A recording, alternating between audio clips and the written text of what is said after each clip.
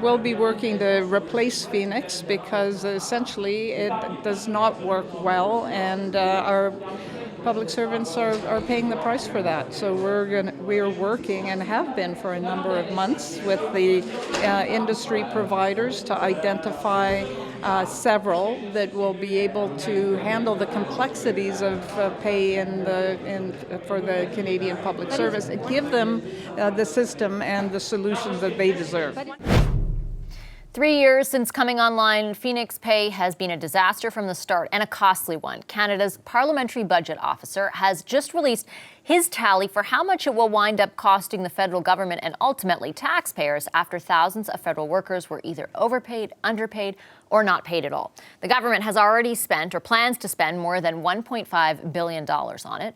According to the PBO, Yves Giroux, the final cost could be as high as $2.6 billion, and a new system to replace it will take about $57 million to launch. Yves Giroux is the Parliamentary Budget Officer. He joins me now in studio. Hi, Mr. Giroux. Great to see you again. Thank you, likewise. Thanks for coming in. Can you just sort of outline for us, for a lot of people here who who are watching, who wouldn't know the ins and outs of Phoenix, exactly what you studied in this report? So what we studied in the report is the cost of replacing the current pay system, which has been called Phoenix since it came online in 2016, if I'm not mistaken. So for the last 3 years, federal public servants have been paid by a system that's called Phoenix. It hasn't worked very well. That's an understatement. I was going to say. It's a diplomatic way of putting it, yeah. So we looked at how much it would cost to replace it with something that works at all, works well, ideally. And what did you find about that cost? We found that the cost would probably be in the vicinity of $105 million per year. So that would be the cost of having a system that works. It would probably be slightly more expensive than that because of the complexity of the federal pay system. So there is certainly a level of customization to any solution that the government would adopt, but we haven't been able to put a number on the price of customization because every stakeholder with whom we've talked, they've said it's commercial secret, so we can't reveal to you how much it would cost to customize. It depends on the needs of the clients and on the solution that they choose. And are they unable to reveal that information because they're currently bidding to replace that system, or is we didn't talk specifically to those who are bidding because that could have been perceived as a conflict or as a way of influencing the process. So we didn't talk to them. So instead we looked at big organizations that have gone through that exercise in the past or those that have a system and what are the costs of managing the pay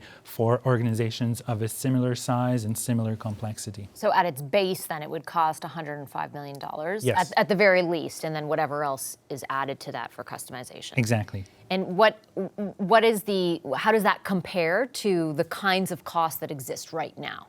That would be a significant reduction compared to the cost that the federal government is incurring right now. For the year 2017-18, which is the last year for which there are complete numbers, the government is paying about $1,000 per employee, per federal public servant, compared to a cost that we estimate of around $350. So the government is paying probably in the vicinity of 3 times what it would normally cost in a steady state situation. And can we derive from your numbers and your conclusions that there had been a debate at one point, and I know the government has kind of moved on from it and focused on replacing the system, but there had been discussion, do we just stick with this one and try to fix it, or do we move to a new one? Well, that's a valid point because by the time Phoenix is stabilized, as we say, the government will have spent probably $2.6 billion fixing all the mistakes that have been created by the system because every 2 weeks it churns out yet more mistakes in pay. So these need to be fixed as well as fixing the backlog of mistakes being created. So it's a massive mess. So by the time the system is stable, maybe the best solution would be to keep Phoenix, but then it becomes a communications, a perception, and a political issue, whether somebody wants to keep the brand Phoenix after all these years of very, very bad press. So I don't envy those who will have to make that decision because keeping Phoenix, even though you tell people it's fixed, it's stable, it pays people on time and accurately, very few people will believe that. Is there a timeline, assumption of timelines that you were working under at all? Like how long is that stabilization process projected to take, for example? How long might it take and what conditions are necessary for a new system to be implemented? Well, we assumed that it would be 2023 for implementation of a new system. And the conditions necessary for that, you have to have cleared the backlog of mistakes created by Phoenix, and Phoenix has to be providing accurate pay information to public servants.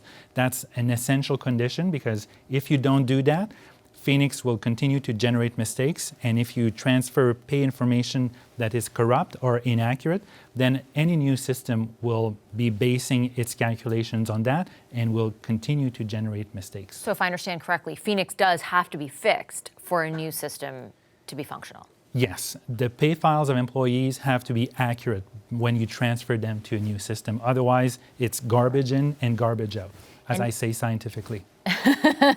and a very technical description. Yes. Yeah. And why are you assuming that is not until 2023? Is that what the projection is internally from government? Yes, the government has assumed it'll take them that long to fix and stabilize Phoenix. It is a big cost up front, at least, to replace the system. When do you, I mean, there's no money right now allotted for it. I think they allotted $16 million or something, right? So, and to a degree, that's understandable because they have just begun the process by which they'll be getting competing bids, and things along that like. But when would you need to see some money allotted to feel reassured that's actually going to happen? That's a good question. I think the government has to make the commitment, the political commitment. Whether it sets aside specific amounts of money, that's not that important because we know the government will have to pay its employees.